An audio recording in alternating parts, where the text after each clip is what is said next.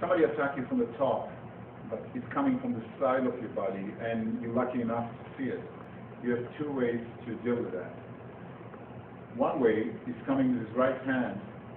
I'm basically instinctively lifting my right hand to protect myself. But from here, I'm pivoting. And here we go, it's the same position as we've been before, which we can proceed and finish. He's coming with the other hand, I'm moving backwards. And here you go, it's the same position as we did before. Moving here and taking him down. Okay, let me repeat. If he's coming with the right hand, I'm moving my right hand instinctively to protect myself, pivoting, holding the same way, and here we are, the same position as we've been, as I show you. If he's coming with the back hand, by me moving back, I'm at the same position, and from here I can continue to the same motion that we went. Let's go over some key points and review the major points now. As the attacker comes with the knife, jump out of the way, grab control of the wrist, arms straight.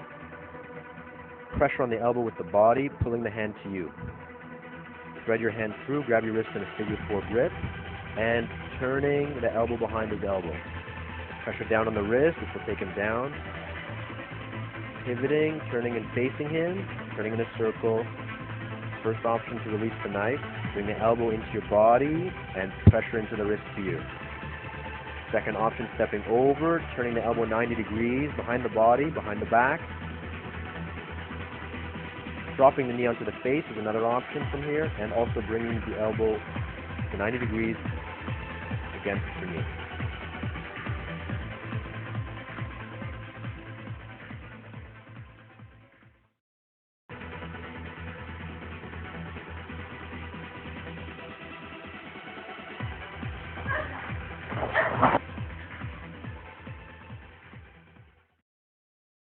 Realistic pressure point is the integral part of combat survival. For level 1, what I'm going to show you is 3 pressure points that you do from very close range.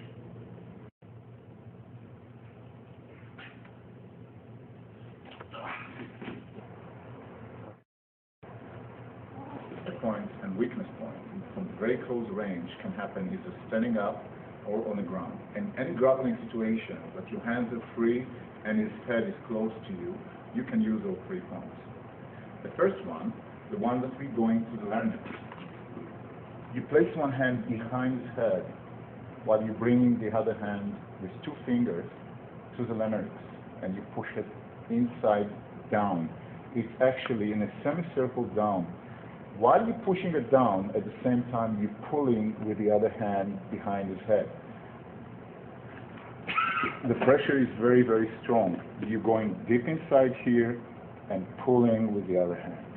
Let's see that one more time in slow motion. Second one is behind the ears. If you look over here from close range, at the bottom of the ear there is a hole. What you want to do is to put 2 of your thumbs on each side, and you press this inside down, so it's actually the pressure going in and out, almost like motorcycle driving. You do this. So we do that, press it in and turn. If you want to check if your pressure point did the effect you want, just pay attention to his toes. If the pain is strong, he will stand up on his toes, he will go up, his heels will leave the floor. So if you pay attention now, that's a very common thing that you see. Obviously, we never finish the fight that way. This is going to lead to some more attacks that we do. We do that and elbows, knees, taking him down and so forth. Let's look at that one more time. So pay attention, my hand's coming this way, and then I'm turning them. If you see Joel happy now, because you know this is the last one. I'm not going to do any more today. This is a pressure point for level 1, number 3. So look at that. This can come from the back or from the front. I'm going to move a little bit the chin to the side, exposing the neck. And what I want to do is I want to come with 2 fingers to the bottom, right underneath the jaw. If you follow the artery that's leading the blood, and you're going down here, and you press 2 fingers to the direction of his ear. The pressure is extremely strong. You can do it from the front, you can do it from the back. Up and in. Let's go over some key points now for the pressure point.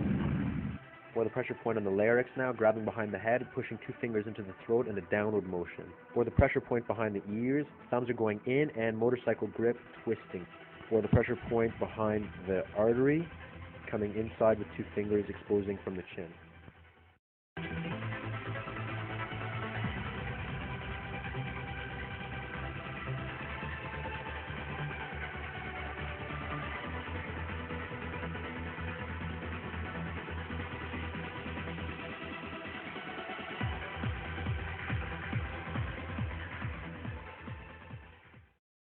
The next chapter for level 1 is gun attacks.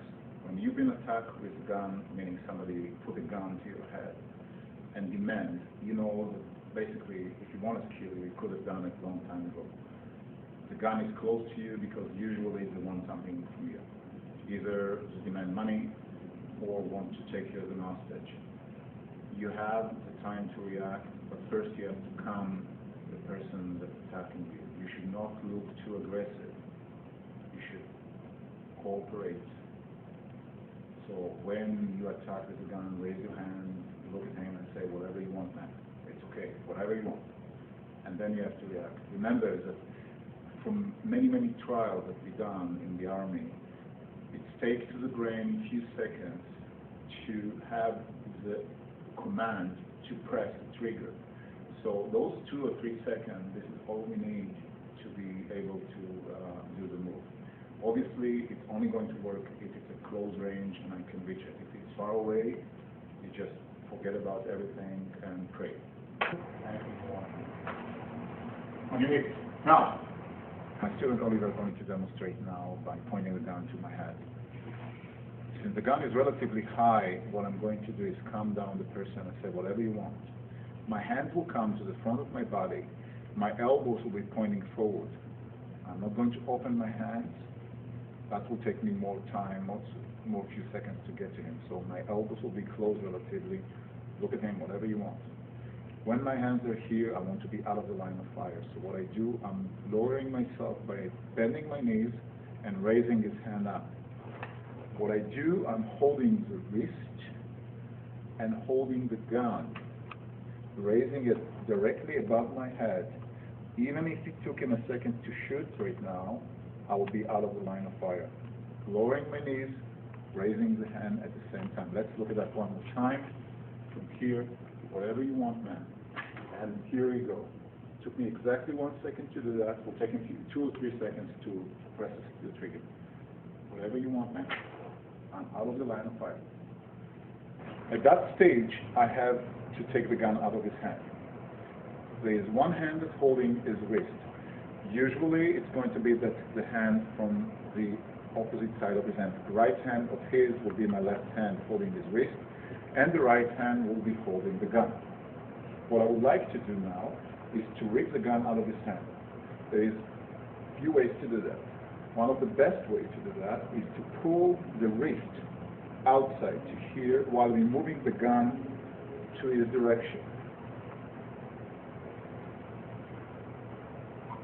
In your mind, what you have to think about bringing your right elbow to his face. That's creating a motion that takes the gun away. From here, this hand going to pull, and this hand going to push. There is a counter force motion of pulling, pushing at the same time. Step immediately back, 2 or 3 steps, point to him and say, on your knees. Now, on your knees. Other option that I have to get out of the line of fire is moving the gun sideways, and obviously it's going to be outside of my body. So when I'm going to do that, I'm moving my shoulder and turning myself to here while I'm pushing the hand. So this is another way to push the gun away from you, relatively fast. This time I'm going to grab the gun from the top. So my both hand pointing with the fingers up. And now I'm pulling with the left hand that's holding the wrist and pushing with the right hand that's holding the gun. Again, thinking. Let's go over the key points for the gun position. Always appear non-threatening, calming the person down, whatever you want, man. Hands come up to pacify. Redirect the line of fire and get out of the line of fire, pushing the gun up with the wrist.